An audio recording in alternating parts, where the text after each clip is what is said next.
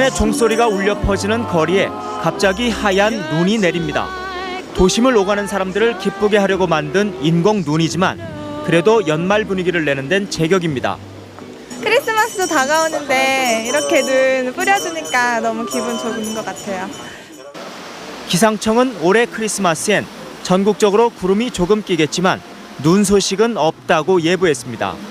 2005년 서울에 0.7cm의 눈이 내린 화이트 크리스마스 이후 3년째 눈 없는 크리스마스를 맞게 된 것입니다. 24일과 크리스마스 날인 25일은 그다지 춥지 않은 가운데 비나 눈은 오지 않을 것으로 예상됩니다.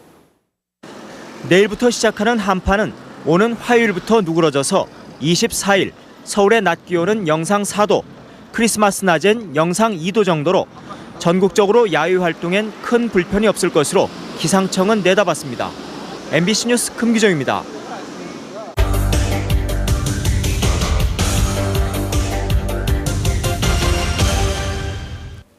연말은 잦은 술자리로 인해 대리운전 기사가 가장 바쁠 때지만 올해는 얼어붙은 경기 탓에 사정이 다릅니다. 차가운 밤을 달리는 대리운전 기사들을 김병헌 기자가 만나봤습니다. 유흥가가 밀집된 서울 강남역 부근. 외곽 지역으로 나갔던 대리기사들이 하나둘씩 몰려듭니다. 건물 구석구석 335 무리를 짓고 차가운 바람을 피해봅니다. 전국에서 최고 많이 모여요. 한 몇 분 정도씩 모이세요? 많을 때는 한 500명, 400명, 500명. 한 손엔 휴대전화를, 한 손엔 PDA를 들고 혹시나 대리기사를 찾는 연락이 올까 기다려보지만 상황은 녹록치 않습니다. 작년 같은 경우는 이렇게 골라 샀어요. 둥둥 떠 있었어요. 그래서 내가 원하는 거에 도착지도 원하는데 뭐 골라 타고 그랬는데. 다른 대도시의 사정도 마찬가지입니다. 인천 같은 경우는 지금 대우자동차가 12월 달에 몽땅 쉰단 말입니다. 남동공단이 3분의 2 이상이 공장을 쉬어요. 인천, 부천, 콜이 없는 거예요. 손님들이 크게 줄어든 반면 대리기사를 하겠다며 나서는 사람들은 크게 늘었습니다. 어디 가면 회사 받아줍니까? 경비밖에 더 해주겠어요? 이 나이에?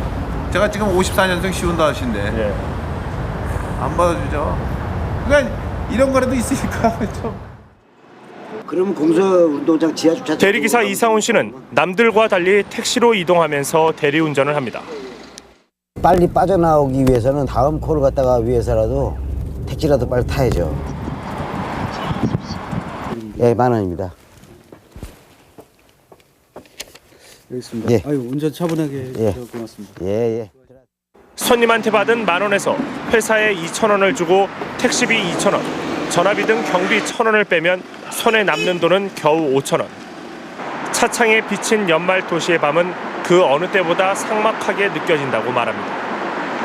작년까지는 그래도 한 12월 한 5일, 7일 이 정도부터 이제 캐롤송이 밀렸으면은 저는 지금 이제 15일이 넘었는데 아직 캐롤송을 못 들어봤어요.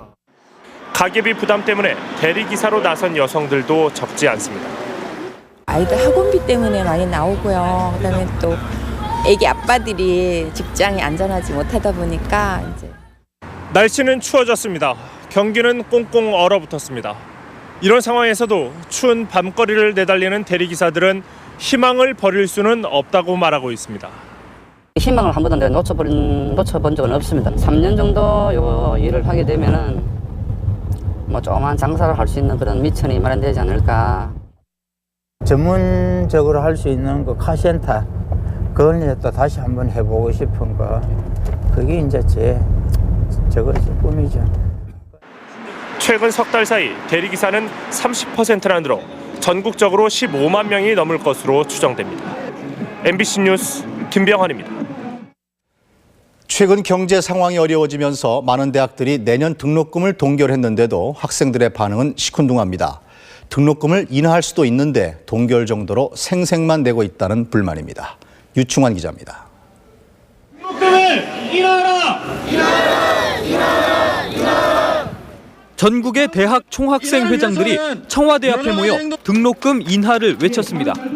전국의 주요 대학들이 잇따라 등록금 동결을 선언하긴 했지만 현재의 등록금도 감당하기 힘든 수준이라는 겁니다.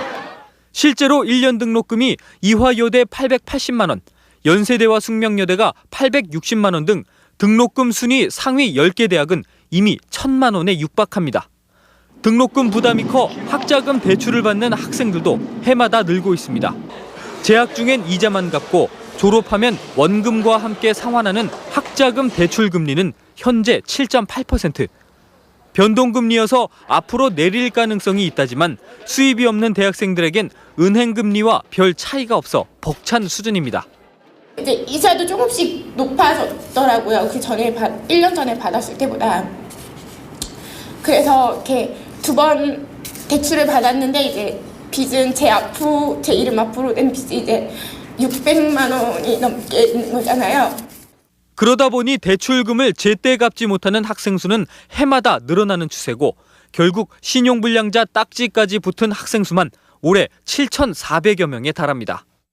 3년 동안 이제 휴학 복학을 반복을 하다가 제적이 될 수밖에 없었거든요. 근데 돈을 모아서 제가 복학을 했어야 했는데 학교를 다니면서 아르바이트를 해서 돈을 모아서 할 수가 없었고요. 그래서 그렇다면 등록금 인하는 불가능한 것일까?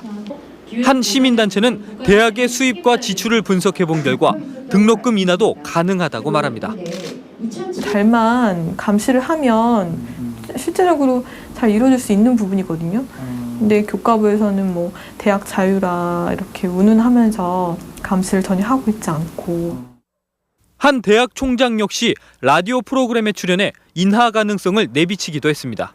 우리 학생 수가 8,000명인데요. 예. 이 투명하게 경영하고 그렇게 하니까 오히려